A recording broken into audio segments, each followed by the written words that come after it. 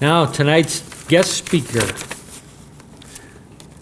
Dr. Linda Watson, has been an oncology nurse for over 25 years, and she's held a variety of nursing and interprofessional leadership roles within the Cancer Control Alberta provincial program, and is currently Scientific Director for Applied Research and Patient Experience within Alberta's Provincial Cancer Care Program. Dr. Watson is also currently the President of the Canadian Association of Nurses in Oncology, providing national leadership to the specialty area of oncology nursing across Canada. There's another half page here that I could read, but we've already taken up enough of Linda's time, so I want to welcome her to tonight's meeting, and thank you for making the time for us. We appreciate that. Hi, everybody. I'm really glad to be here tonight. I know, I think it was Kelly, I'm not sure who contacted me, maybe 6 months ago, and asked if I would come and speak, and then it didn't work out. It was a kind of a short turnaround, and it didn't work out. Anyways, I said, well, book me in the future. So here I am.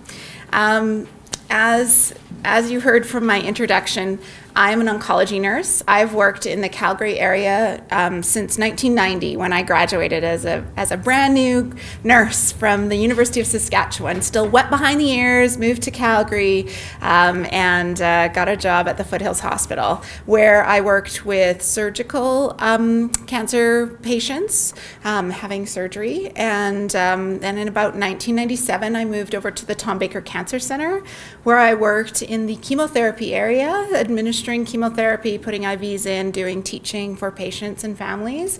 And I also worked in the radiation therapy department, filling in some vacancies there. So, and I'm pretty sure that when I worked in the radiation therapy department, I worked with Dr. Corbett, who was, or still is, he's probably retired by now, radiation oncology, who worked in the area of GU and prostate cancer. I've been fortunate enough through my years of being involved in the cancer program to have been able to attend many provincial tumor group meetings of the GU tumor group, so where all the doctors that get together, and they have surgeons and oncologists, medical oncologists and radiation oncologists, and they come and they talk about best evidence of how to effectively treat prostate cancer to the best of our abilities. And it's always of interest to me that there is a real sparring match between the surgeons and the radiation oncologists, and because they both passionately believe they have the best treatment, and I think the evidence is pretty similar for the outcomes of the two. And so it's interesting provincially, if you are a prostate cancer patient in Edmonton, you're more likely to have surgery, and or maybe it's conversely, there is a very big difference based on the location in the province as to which is the most frequently ordered or treatment that people go for in terms of curative. Anyways, that's not why I'm here to talk today. I'm really talking about a new and upcoming topic called patient-reported outcomes.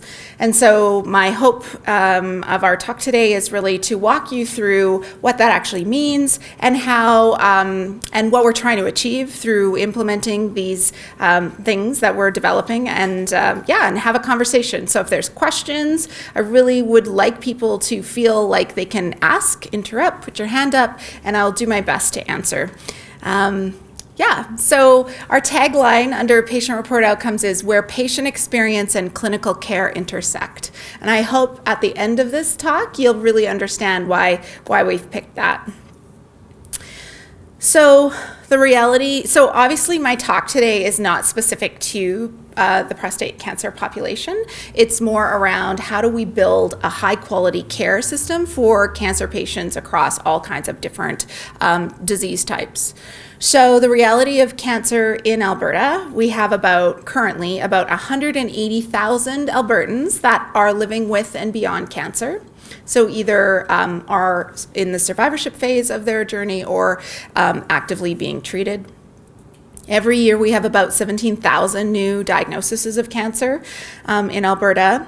And within the Cancer Care Alberta program, which primarily manages outpatient care, but not surgical care. So that's a little bit important for this group to understand. If you've had surgery at the Rocky View Hospital or had focused care there, then that's not always seen as part of the Cancer Care Alberta program, which is really where the Tom Baker and systemic therapy and radiation therapy are given.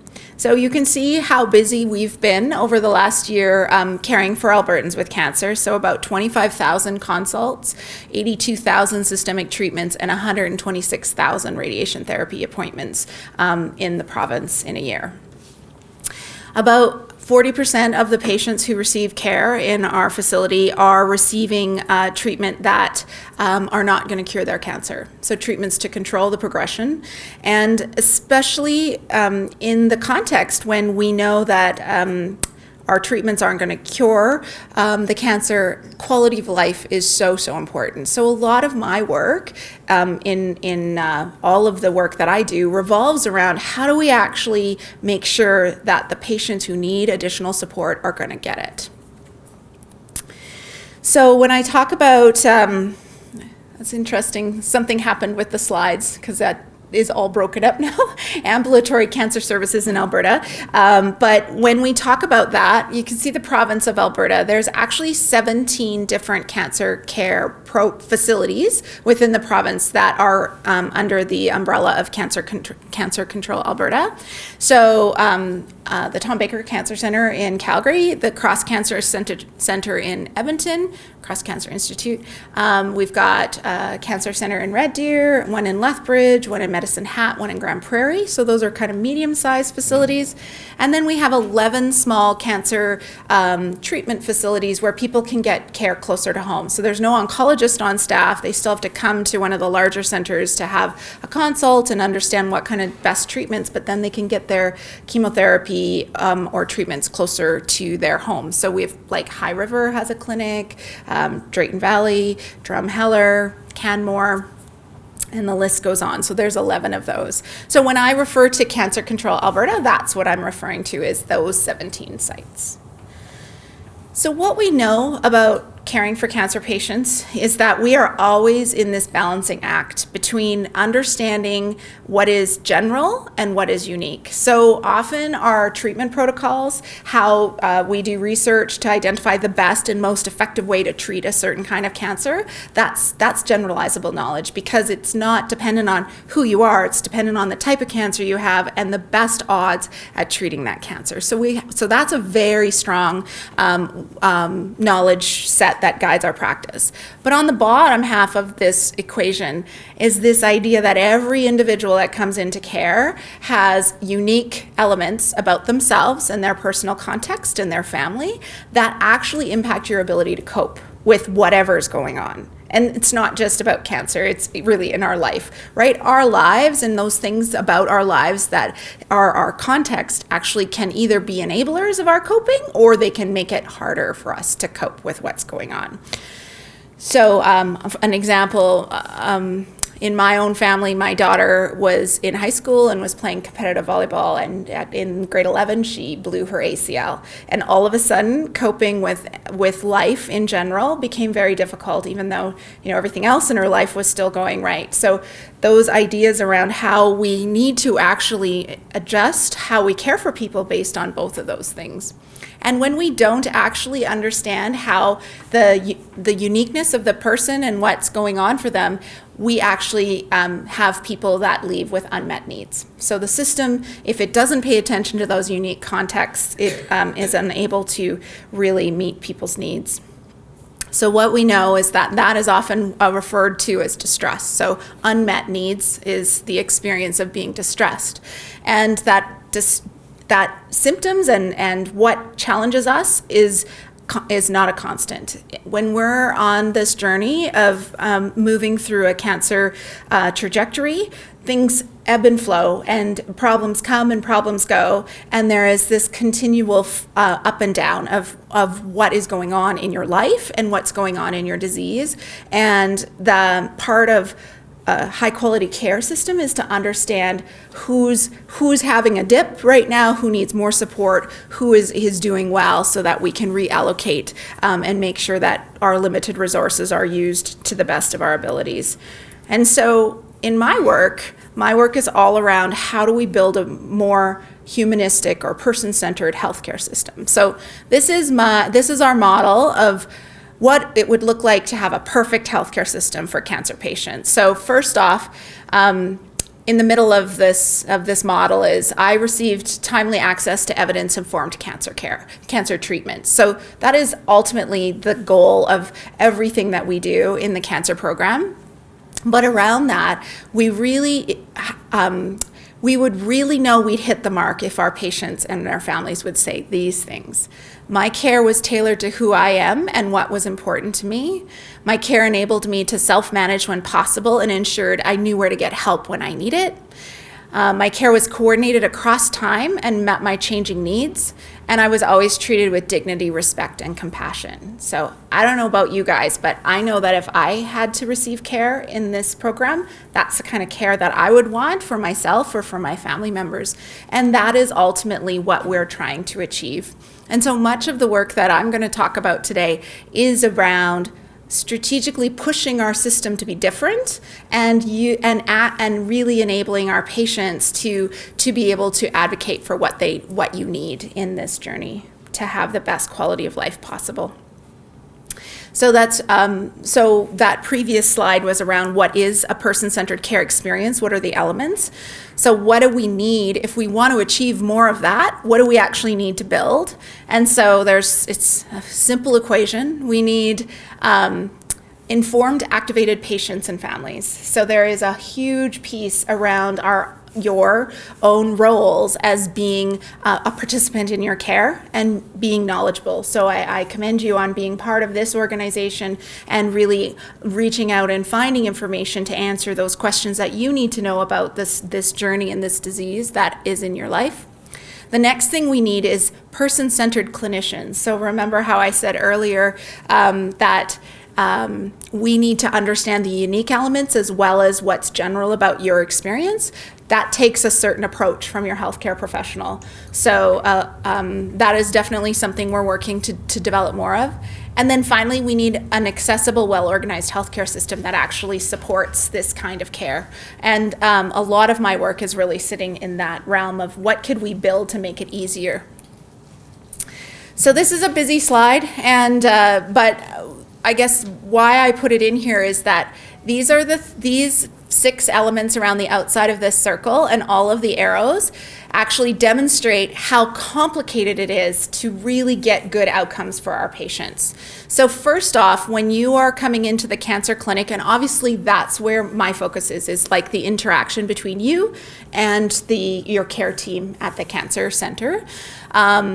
When you are in those encounters, if we're going to get good outcomes, we actually need to understand we have to communicate in certain ways to exchange information. So we're always coaching, teaching, sharing information. And you're sharing information with us. Making decisions, that's why we share information. That's why we are always trying to understand what are the decisions that need to be made and what do you need to know about that. Fostering healing relationships, so this idea of feeling like you're safe with your care team, understanding that it's a place where you can always turn to and get the answers you need. Enabling self-management, so the idea that the cancer team isn't with you all the time. You have to do a lot of the heavy lifting in your own space, so we have to make sure that you have the right information in order to look after yourself. Managing uncertainty, that's a huge element in this whole cancer trajectory, is that no one can ever give you an 100% confidence that there's not going to be any uncertain outcomes in the future. And of course, responding to emotions, because anytime we have uncertainty, there is always emotions associated. Well, what's going to happen next, and how do I understand that? So all of those things and all those arrows are all at play. And when we focus on that and come together in a collective and a cohesive team, we can improve the outcomes. going to skip over that one. So I'm going to talk now about what are patient-reported outcomes. So this is the heart of this presentation. So it's very interesting. Your slide, your computer has made some editing changes to my slides, but that's okay. So when we talk about patient-reported outcomes, this is information that patients are sharing with their care team.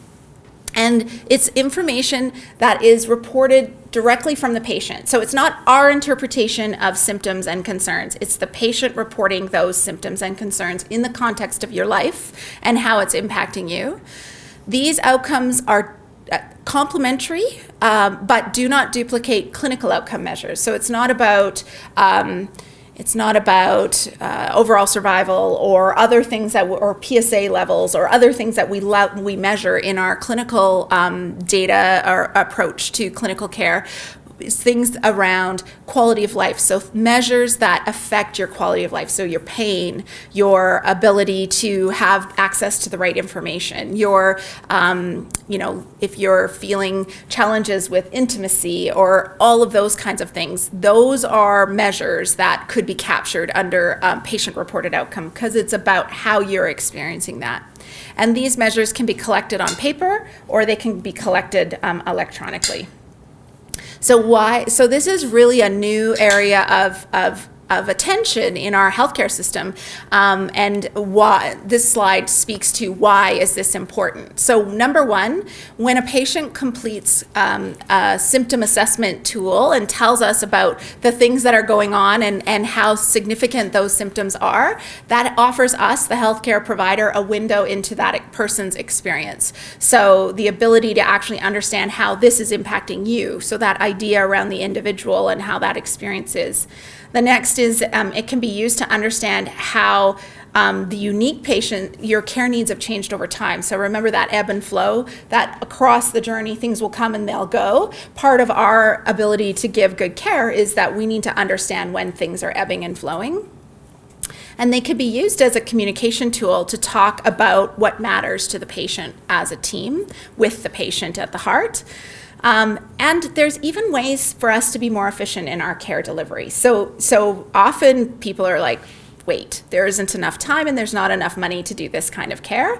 And in fact, when there's lots of data, and I'm going to talk about one article or one research study, but that says that if we target our clinical attention to patients who are tracking their outcomes, and we target to those patients when their symptoms are getting worse, we can actually be proactive and not reactive. We can prevent hospitalizations. We can prevent admissions and things like that by being more responsive in real time.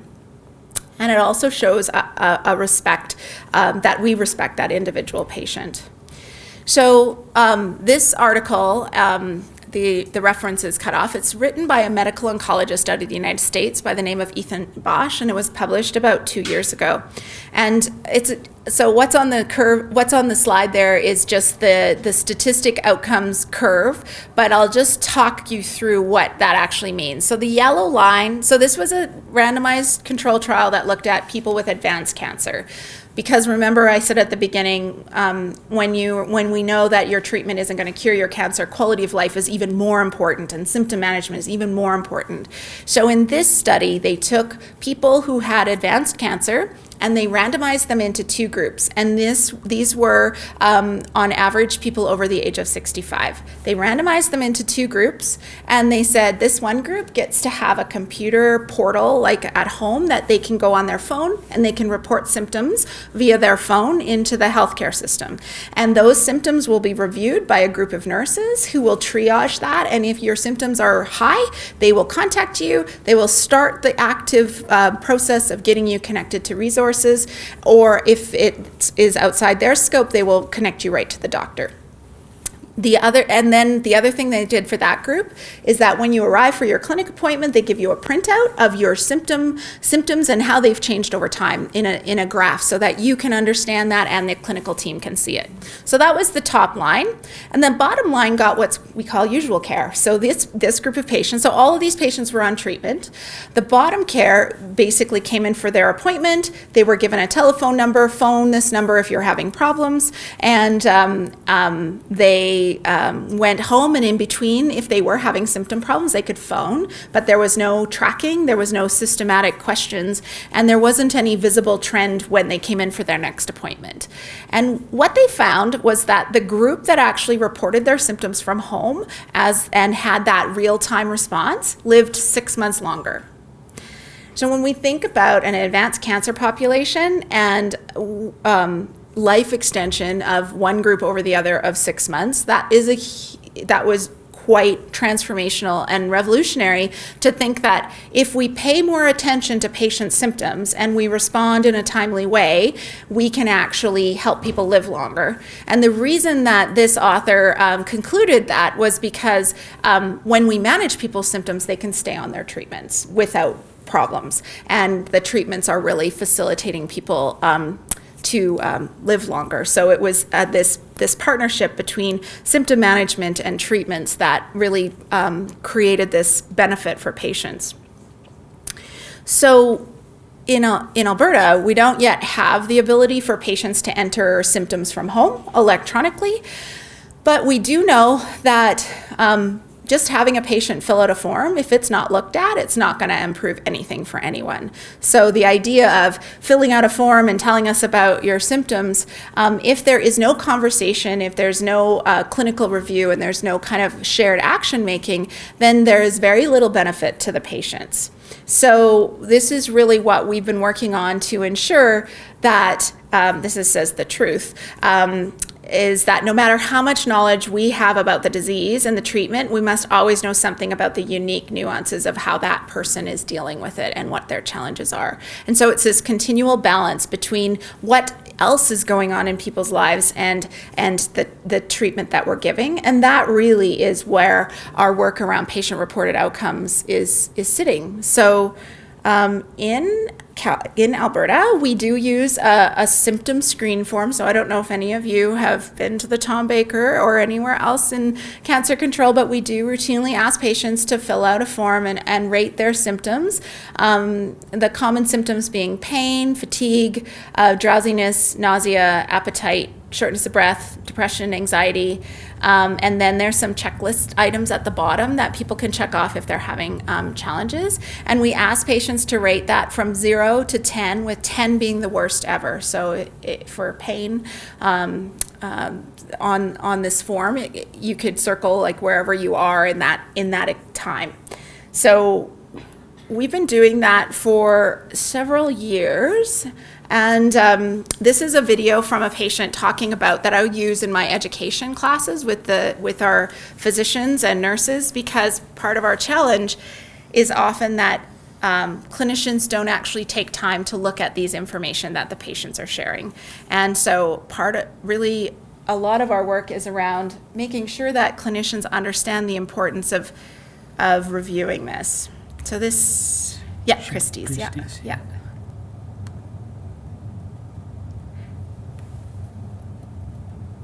Perfect. It's just a couple minutes. My name's Christy Sainchuk. I was diagnosed with stage 2/3 breast cancer at the age of 36.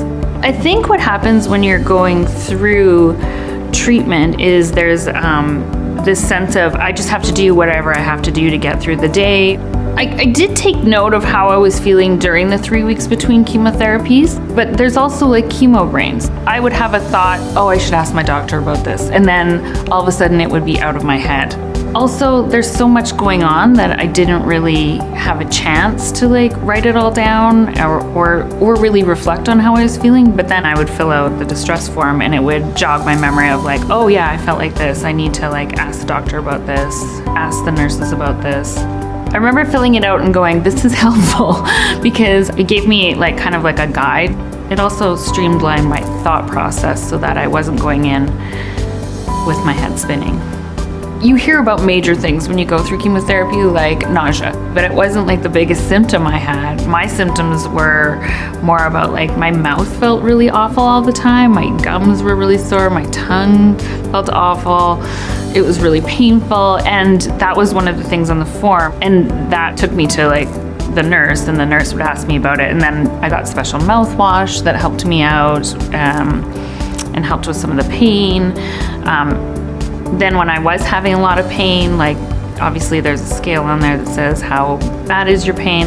And then when I was feeling sad and not feeling so great about life when I was going through my treatments, that also was brought up. And then I was kind of geared towards psychological services and the help that I needed there, which was has been very helpful for me. So there were days I felt better than others, and in weeks that I felt better than others. So I could actually kind of gauge my progress, like if I was feeling better or feeling worse. I felt like it kept everyone on the same page when I went in there. Like the nurse would leave with my sheet, and then the doctor would come in with the same sheet and go over what the nurse had talked to me about. I had 3 different oncologists because they were all going on mat leave, but I always felt like there was they were all on the same page and all asking me the right questions. I felt like I had really, really good care at the Cross. I think Christy's story is something that happens in our patient population across all tumor groups and across all kinds of treatments, is that there's this really complex experience that you're trying your best to manage, and there's all these things going on, and sometimes we need a little bit extra help. So so in Alberta, we've been using this paper form for a couple years now, and it's all evidence-based and validated tools. But there's been some improvements based on using a standardized tool. So that idea that we're talking about symptoms more often with our patients, we're actually looking at when we have clinicians looking at it, we actually can have a person-centered conversation around how we might be able to help the patient. But what we learned is that paper forms can't do many things. So in order to get the full benefit of this practice, we've been moving to electronic tracking. So what I'm going to show you next is what we've just implemented at the Tom Baker in the last month, probably February 25th. It went live at the Cancer Center in Calgary. So if you go for a clinic visit, either at the Holy Cross or the Tom Baker, you'll start seeing some of these tools in the interaction. So because Alberta Health Services has purchased a new electronic medical record. I don't know if you guys have heard about that, but our whole province is going to have one EMR for every hospital and care facility. So right now in cancer, we have our own electronic record, and then Foothills Hospital has a different electronic record. So if you've ever gone, and then your family doctor has a different electronic record of your health. And so if you've ever gone to Emerge when you were a cancer patient, the Emerge doctor might not be able to see what kind of treatments you were on in the cancer program because these two computer systems didn't actually talk to each other. So it's always quite shocking to people when they hear that outside of, my family, and I'm talking about this and they're like, really? It's so fragmented, but it really has been quite a problem in Alberta. So what we are moving, our government has purchased a new EMR for the province, and that will be for all Alberta Health Services locations. So family doctors still are not going to be on it, but they'll have access, they'll have viewers, and they'll be able to see wherever they are, they'll be able to log in and see that. So we're really excited about that.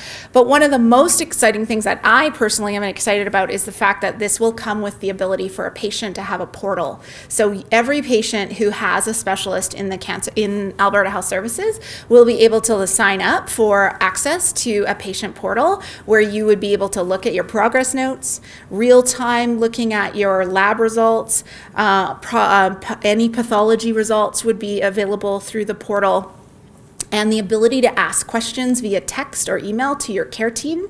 So you'll be able to actually say, be able to communicate and message to your physician through this portal.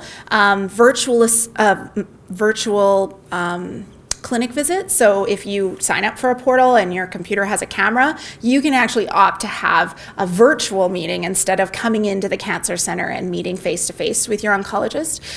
So all of those kind of things will come along with this new program. So I think it's really exciting. We've had lots of patient advisors involved in the design of these pieces. one of the things I'm really involved in is how to maximize that research I was telling you earlier about patients being able to report their symptoms from home, and setting up the right process for the care team to actually proactively look at those and put the right resources in place. So what we have right now, obviously we don't have that portal yet, so that's coming in 2020.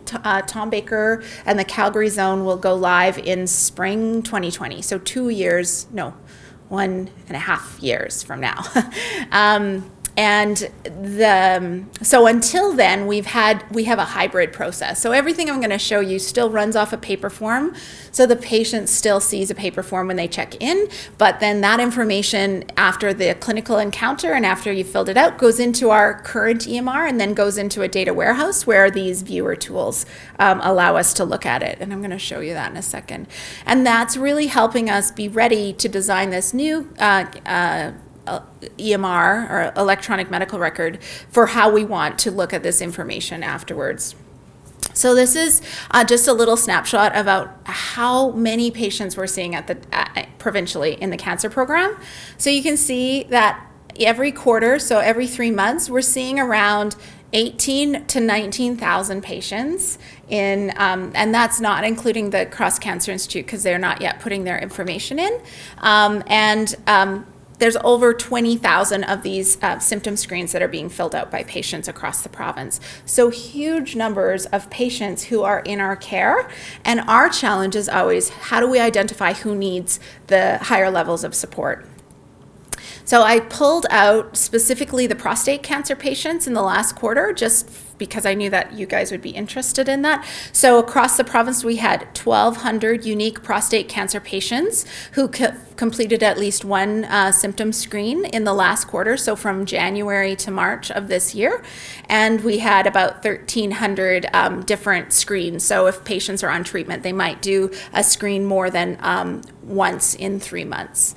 So, and then this graph is too small for you to see, but it basically breaks down the symptoms. So the big blue bars are where patients reported 0. So absolutely no symptom burden in that area. So the highest blue bar, this one, is nausea. It's the lowest symptom burden that our patients who are in our care have. And it's so interesting because it's the number one thing patients worry about, but we have really good management and we assess it and we have good treatments for it. And so we actually manage that symptom really well. Whereas one of the, over here, this one. So the blue bar means the number of people who reported no symptom burden at all, that's fatigue. So fatigue is the most common symptom that patients struggle with. It's the hardest to manage because it's all interconnected and there's not one single medication we can give you to make it better. So that's really our biggest challenge, is really understanding how do we support people when they're really struggling with fatigue. But the red bar shows you the percentage of people who are putting their fatigue at that very high level of 7 to 10 on that grading scale. So you can see all the other symptoms. There really is a very small amount of people that are having really, really complicated symptoms. So this is specific to the prostate group. So my work has really been around trying to design tools that help our clinical team, and I'll just go through that, to be able to see these symptoms and trend it. And what's really excited is we're giving these to the patients as well. So when our doctors get ready for clinic and the nurses, we have built a tool that allows them to see all the patients that are going to be coming into their clinic and how complicated that patient's symptoms have been. So this is a screenshot of, I know you can't read it, but you can see the color-coded boxes, and basically it's for the doctor to say, hey, this patient, so there's 4 patients that are represented here. This patient on the last visit had really high symptoms, so you better make sure to check on how they're doing this time. And so if the clinician clicked on the patient's name, they would actually then see that individual patient's trended symptoms. So you can see on this, here are the symptoms that the patient is rating on a scale of 0 to 10 every time they come in, and this patient's rated it 3 times. And you can see then the graphic color coding, as the symptom gets worse, the color goes from blue is no symptom at all, green is mild symptom, so between 1 and 3, and then 4 to 6 is yellow, so caution, it's getting worse, and then anything above 7 is color coded red. So the reason we've done that is it's really easy at a quick glance to say, oh, this patient's having a lot of problem in shortness of breath, increasing problems in tiredness and drowsiness, and their pain is creeping up, but their pain isn't too bad right now. So from a clinical perspective, you can actually see really quickly what's going on. And this is really changing the conversations we're having in our clinical encounters, because the information is being used by clinicians in different ways. You know what? I'm going to just go over that one. So what is our staff saying about having this new way of thinking about their patients coming in? So this idea that for us, we're often changing clinicians. You don't always see the same clinician on every visit. So this ability to see how your symptoms have changed over time is really helpful to us, because we can really zero in on those places where people are having problems. And it really shows when things are starting to go wrong for patients and we have to put some extra support in. And it also highlights where people are making improvements. So we've had situations where then you see all of those symptoms going down and patients are like saying, wow, yeah, I'm actually feeling quite a bit better. And because patients fill out the forms all the time, they don't actually can't see that trend themselves. So one of the things that we've been doing with the information is, from a healthcare perspective, the patients who have lots of symptoms at the same time are the most difficult for us to really know how to support. So we've done about 700 different chart audits with patients' charts, looking at the frequency of how many patients are in this really complex category who'll need more help. So this is an example of a patient who really is having very mild symptoms. So you can see everything is green and a little bit of yellow, but mostly this patient would have been flagged as someone who is in that mild, the green category.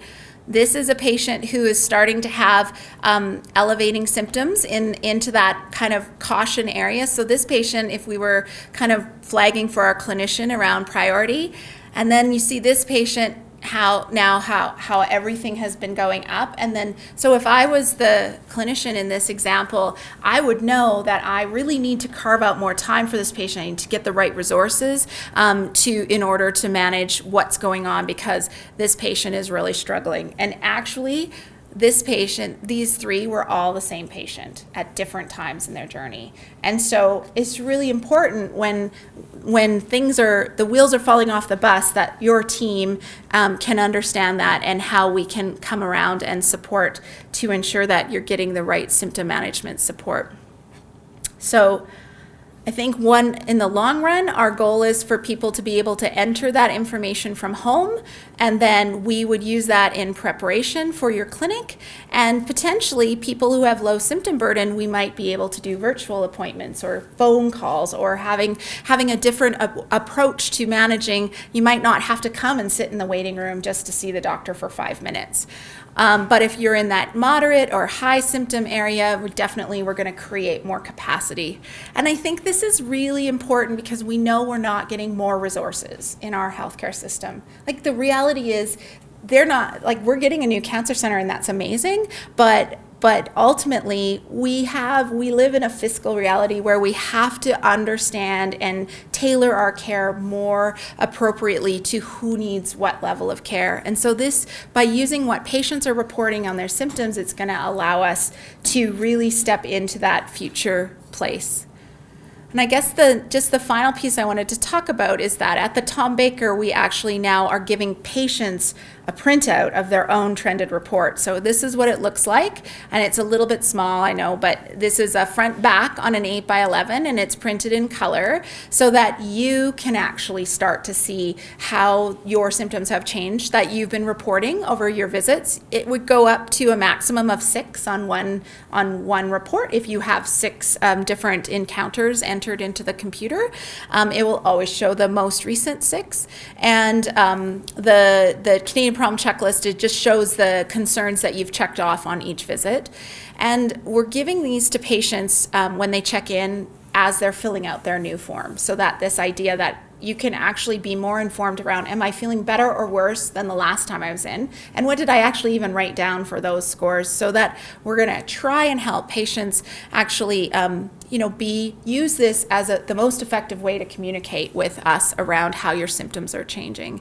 And so from patients at the Tom Baker, we've been gathering feedback. So we've been doing, we've called over 150 patients who've received this form, and we've been gathering feedback from them. And so patients are telling us that, number one, that this is the first time that they've felt like they can see their blood results and they can see other things that are on their medical trajectory, but to actually understand the ebb and flow of how your symptoms have changed is a bit of an empowerment to the patient, because you can advocate for yourself more effectively. And often symptoms are invisible. Other people outside of you actually don't understand where your challenges are. So many of our patients are saying it's helping them talk with their family about how they're doing, as well as talking with their family doctor. So this idea that when you're getting cancer care, we're sharing care with your family doctor, and often there isn't a good way to communicate back and forth. And so patients are saying they're taking this trended report to their family doctor, and it's helping them have better conversations. So I think that, and then the final piece of our step is just around referrals and making those referrals go to the, like if in the clinic your doctor wanted you to see a psychologist, we can send that referral, and that psychologist can then see how that symptom trend has been impacting your quality of life. So obviously what we're trying to do is, number one, improve the patient experience, so that if you are having symptoms and you do need support, we're going to be able to help you advocate for yourself, and we're going to be actively trying to support you. We're trying to improve symptom management. We know that our system doesn't always address the symptoms patients are concerned with, and so we are more systematically able to do that, while also improving clinical efficiencies. So the ability to actually use our resources in the best way to meet the needs of our patients. And so, so that's what we're up to. I know that's a really different conversation than you're probably used to at your sessions, but just open it up for questions or comments or thoughts. With this new system now, will it be backtracking? Mm-hmm. Yeah, so right now, when the new EMR comes out? Okay, so when the new EMR comes, we will backload 6 months of clinical data, but your history will be entered. So there's a whole process that anybody who is actively being followed up and has other charts, there will be this consolidation where there's core elements that get moved into the new EMR. So maybe not your all your information from the other EMR, but your diagnosis and any kind of treatments and medications and the historical pieces that we would need to reflect back on if something else happened in the future. So that will all be there. Because I'm just moving on to a new family doctor now. Oh, yes. This is my third in a year. Oh, wow. That's a lot. He's closer to home, and I think he's a keeper, I think. Yeah. But at any rate, they've been asking for my files to be transferred. Yeah. Well, my other family doctor wanted $150 for the transfer. Oh, wow. And I said, what? Because somebody else had theirs transferred to the same medical clinic for $25. I said, well, what's this all for? Well, you had a lot of, I don't think I had that much going through there. Yeah. But anyway, she said, well, actually, a lot of it is just stuff they can get on the internet. But net care. Yeah. Mm-hmm. And so I thought, no, don't bother sending anything. Yeah. And I have kept copies, most of my procedures, MIRs, CAT scans, et cetera, et cetera, et cetera, and what they wrote back to my oncologist. And I have copies of that. Yeah. I read over it, but I don't know the first thing I want to talk about. Yeah. But I've got it there, and when I get people that have got that knowledge, it certainly helps. Yeah. But I've got those, and then I've kept a copy of all my flow charts, which is my lab. So I think that's really great that you're actively tracking that. I think one of the things that I would recommend, and I'd recommend this to all of you, is that it just was announced maybe in the last month that there is a way for you as patients to sign up for what's called My Health Records, which is access to Netcare. So Netcare is our big repository in the sky that all our healthcare records, even the records you get from your family doctor, go up to Netcare. Netcare has all your CT scans, it has all your lab results, it has all of those things. So it's called My Health Records, and you can sign up, and then you can actually view that in real time already.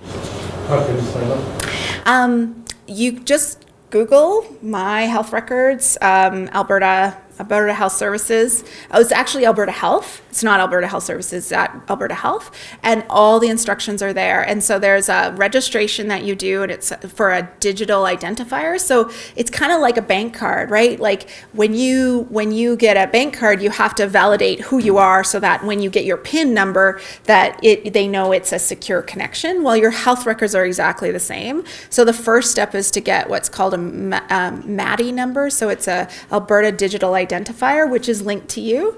So you go on, you put in some information, and then if you have a smartphone, you actually can scan this QR code and then scan your driver's license, the barcode on your driver's license, and it populates all your information. It's kind of crazy. I just did it myself a couple weeks ago. And then they mail you your access code. So it's like a separate, so then it comes through your mail, and in 10 days, then you get this code, you go back into that same place, put the code in, and you have access.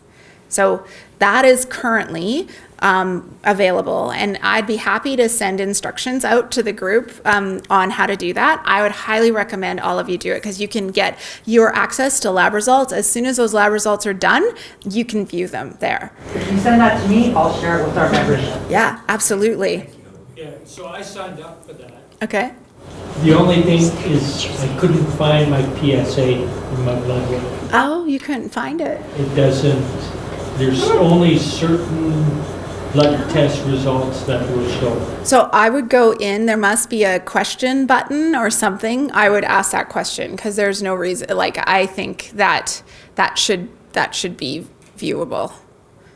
I don't know, I'm not an expert in what's viewable and what's not, but if they're making your CBC and your hemoglobin and all of these other things visible and your white count, you'd think that they would make that visible to you as well. So I would ask the question. Because I'm able to get it at pharmacy when they print it out. Yeah. So I thought it would look the same, it doesn't, but I'll keep digging. Yeah, and the other thing about signing up for that first, that big, it's called My Health Records, is that's where, when this new EMR comes out, that's where the portal piece will be, where you can actually interact with your doctor and looking at your progress notes that they write after your clinic visit. You'll be able to look at those, you'll be able to read it, you'll be able to see all of that information, because our organization is moving to that really transparent, open access as much as possible. Now, you talked about Tom Baker. A lot of us have our clinical visits at Holy Cross. Yes, I think of Tom Baker as one because I actually work at Holy Cross, but I still think of myself, because we're all actually the same organization, it's just two locations. So in my mind, that's included. Yeah, I was going to say I filled out at both places. And I think one of the things about that form also is that if you were a patient from High River or Lethbridge or Medicine Hat, you'd get the same form. And when the clinician looks at that symptom tracking and you get your symptom tracking, it wouldn't matter which clinic you actually filled it out at. Your experience and your symptom journey is cohesive, whether it's going from the High River Clinic to the Holy Cross Clinic to the Tom Baker Clinic. It would actually show it as a trajectory. How do the oncologists think about patients from home being able to get easy access to talk to them? And how will they control that? I mean, will they set up a time with you? There are two questions there. First of all, how receptive were they to having all their patients being able to interact with them rather quickly? And secondly, how are they going to manage it? Yeah, so good questions. let me tell you, it's been a journey, and there are some physicians that are all for it, and some physicians that are like, "Wow, the sky is falling," right? And anxious about how much work that's going to be.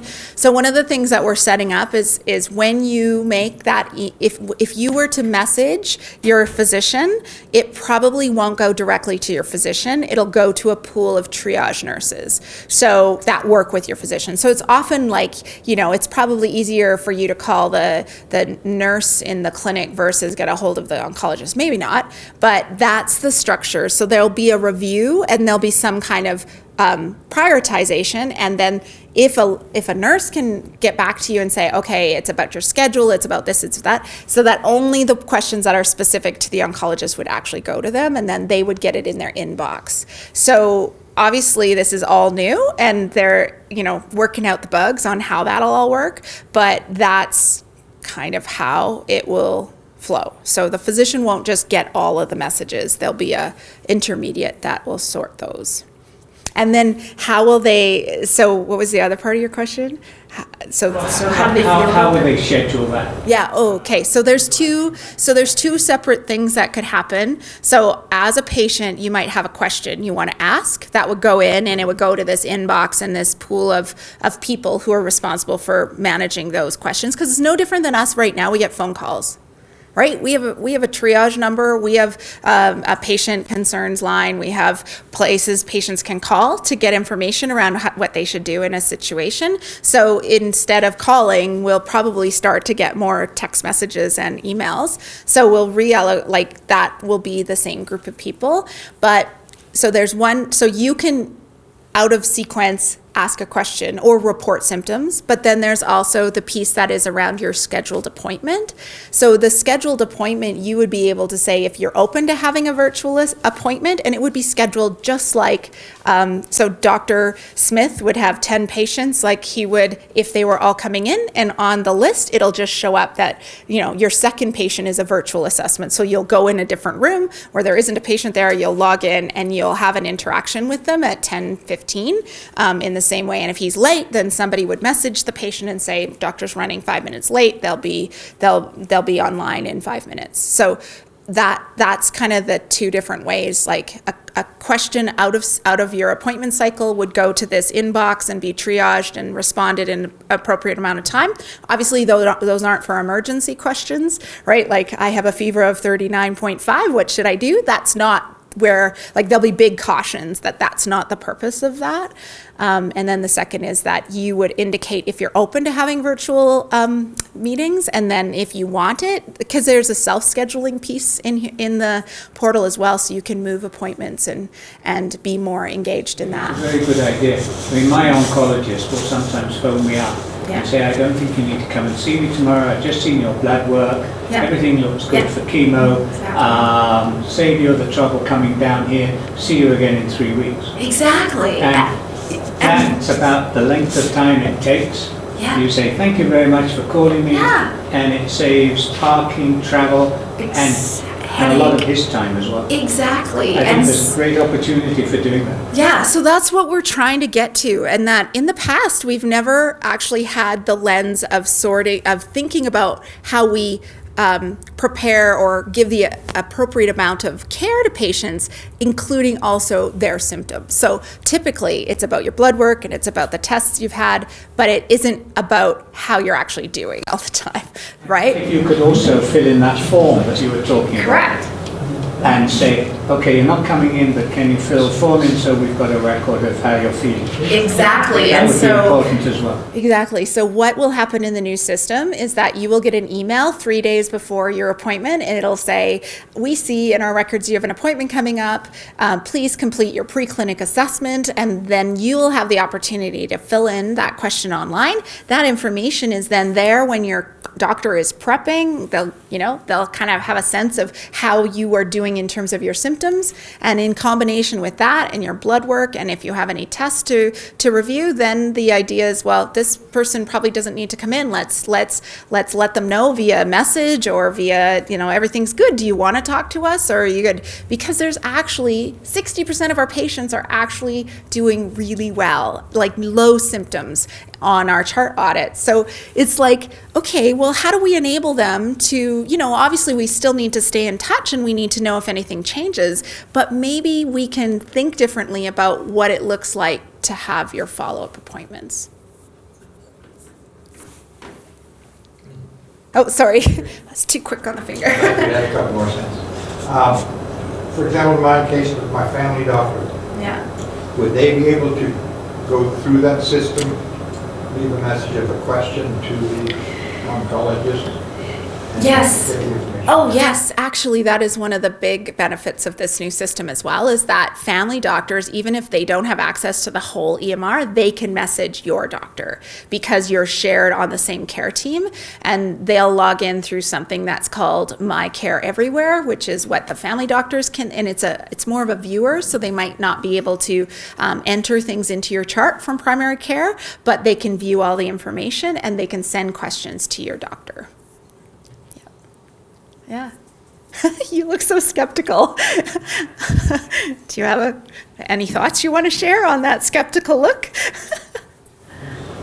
Does it cover all your medical history and dental and vision, all of that stuff? So right now, it covers Alberta Health Services services. So if you have a specialist, if you go to Emerge, if you get admitted, if you have toe surgery, if you have, if you have a hip surgery, if you have cancer, it would all be in this. If you go to Emerge, it would all be in the same record. But vision and dental are not within the scope of what Alberta Health Services defines as Alberta Health, our government, defines as Alberta Health Services scope. So right now, it wouldn't have dental or eye care in it because it's not there. Doesn't mean in the future it couldn't be, but right now, as it is, there's I think 120,000 employees in Alberta Health Services that are getting trained on this and will be interacting with patients. So fairly large. Anyways, thank you so much for listening. And if I have any other questions.